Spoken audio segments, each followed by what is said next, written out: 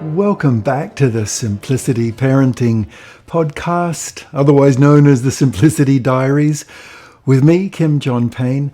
Right off the bat today, I would like to again extend our thanks, our heartfelt thanks from everyone here at the office to those people who have donated to this podcast. My goodness, what a gift that you make. I know the podcast is free and all that, but it of course costs us to produce it. But more importantly than that, we just love packaging up. I know it might sound strange, but we love packaging up these beautiful artwork pieces of Catherine's, who does all the artwork, all the illustrations for my books, and signs each print. They're really good quality prints, and sends them off. The cards that she makes, again, all hand-drawn, sends them off. And the books that are also available that I sign and send off. And also the audio. I read the entire book, but unlike an ordinary book reading, I frequently, I hope not too frequently, but stop and make comments and here's why I included this section, and since that section I wrote that, this is what's happened, and here's some stories to illustrate this point. And that's also available to people, to every person who donates. So keep it coming. We send out a little blessing every time there's a donation. All right. Oh, and there's a link right at the bottom of the podcast if you want to do that. If you do donate, blessings. If you don't, blessings as well. But gosh, it helps. Okay, that's over and done with.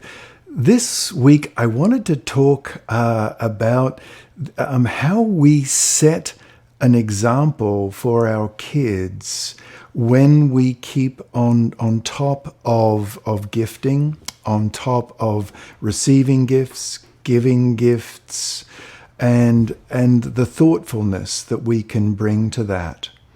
Now, the sort of, starting at the big picture, the macro picture, I think what's going on there, at least it is for many, many parents that I've spoken to over the years, is that we're all aware that we're in a climate crisis, as it's often called.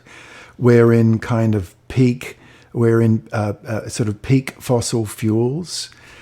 But I also wonder if we're in peak gifting, peak materialism, where we've reached a kind of crescendo that for many of us, we think, okay, enough of that now. We're consuming more of the earth's resources than our precious earth can provide. Now, that's a big thought, right? It's all in the big thoughts. And in a way, particularly for little children, we do our best to not burden them with too much cognitive, intellectually based conversations about that. But then what can we do? Because our little children are in the realm of doing. They've come into this world and they are here. Boy, do they make that known. And their whole world is exploration. From the youngest of ages, they're touching, they're feeling, they're tasting. They are then, constructing and project building as they get a bit older, and they're just taking delight in what they can do. And they're in their bodies and they are coming into this world. Down to earth they come. Trailing clouds of glory, perhaps, but down to earth they come. So how can we also be of this earth and have reverence for this earth, but also make it manifest in a day-to-day level about how much material goods we consume in our home? And that's the way to do it. Honestly, that's the way I find to not talk about global warming, to not talk about gross consumption, talk about materialism, but is to show it. And we show it through very thoughtful, for example, thoughtful giving and receiving of gifts. We show it when we can make a gift, when we construct a gift, when we make our cards. We go and search for leaves, and they're very special shapes, and then we bring all those leaves back, and we make the shapes of butterflies and moths and bugs and bees out of all the different leaves that we've collected through the autumn. And we've put them in a special box, or we've pressed them between a big thick book, and there they are, these special leaves that we've pressed. We can even dip the leaves in beeswax, and we can then make our cards out of those. You can tell I'm not making this one up. That's what my kids did for years and still do. They still do, even though they're big now. That's what they do.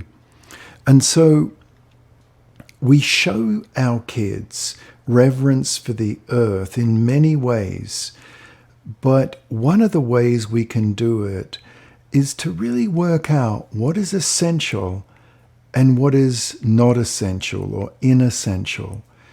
And we can do that through the kinds of gifts that we give to others that are gifting the gift of time.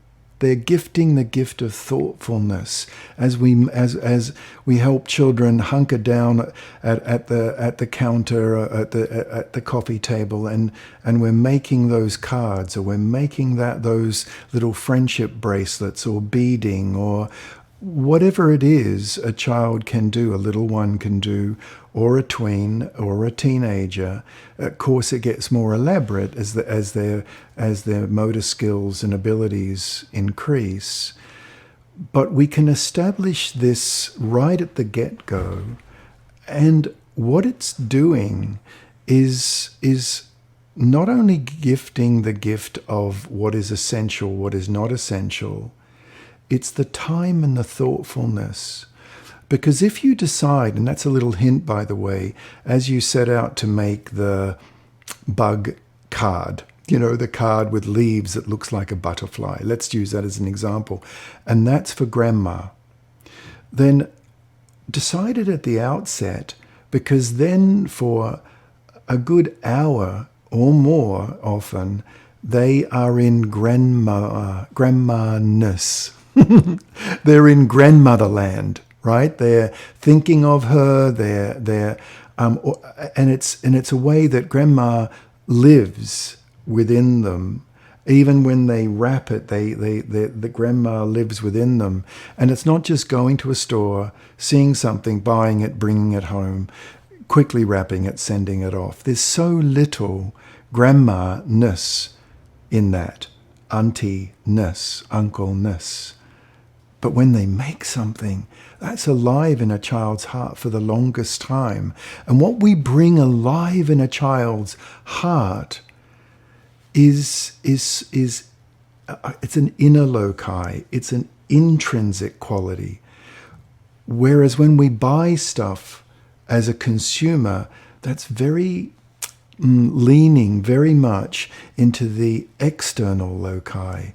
We're centered outside ourselves somehow, a little bit more.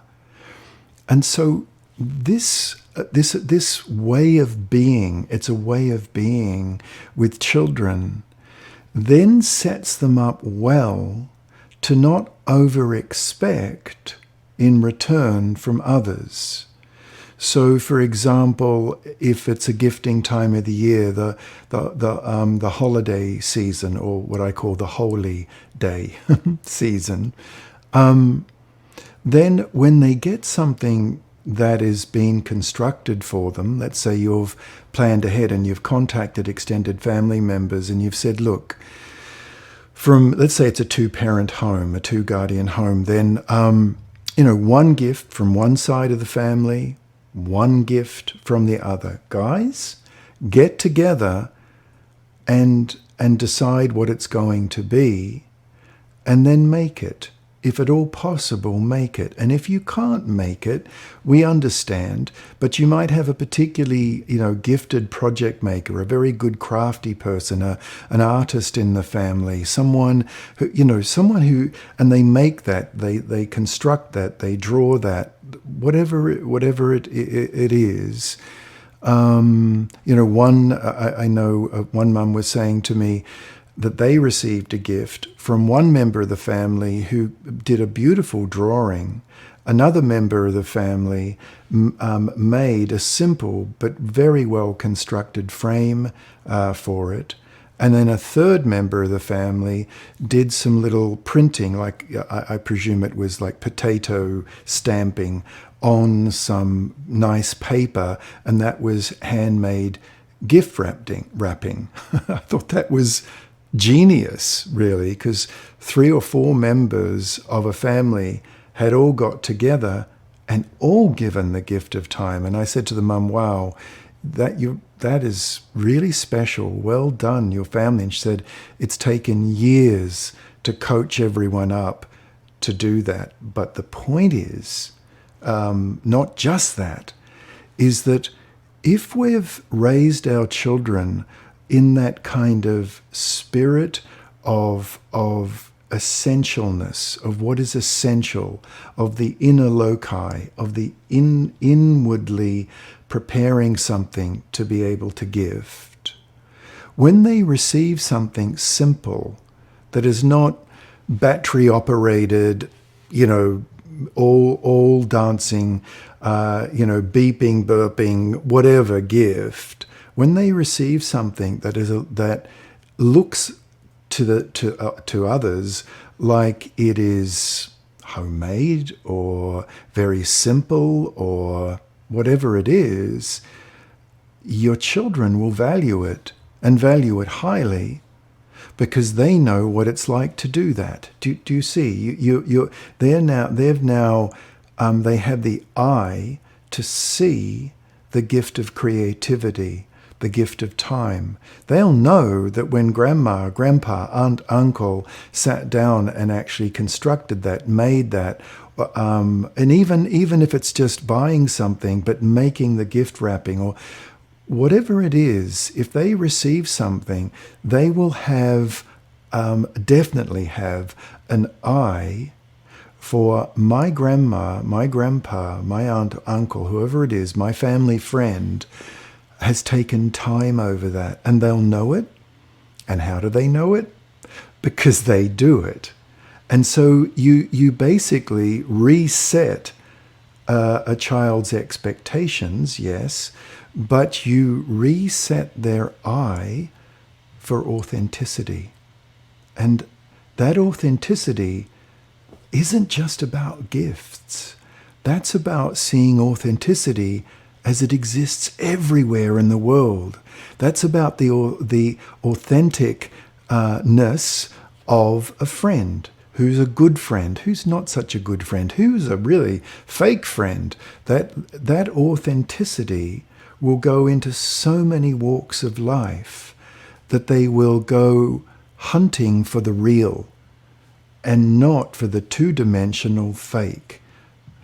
And that is a quality that is built up in lots and lots of little ways.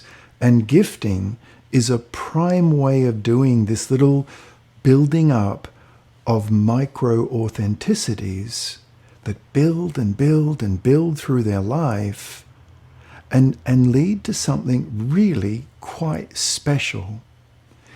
And it's also a way of walking more lightly on the earth.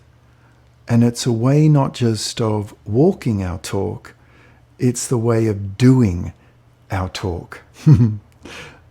I sure hope that's helpful. Again, our blessings go out to all of you. Thank you for those who donate to keeping this podcast going. Thank you to those who just listen in as well. Okay, that's it for today. I sure hope that's helpful. Bye-bye for now.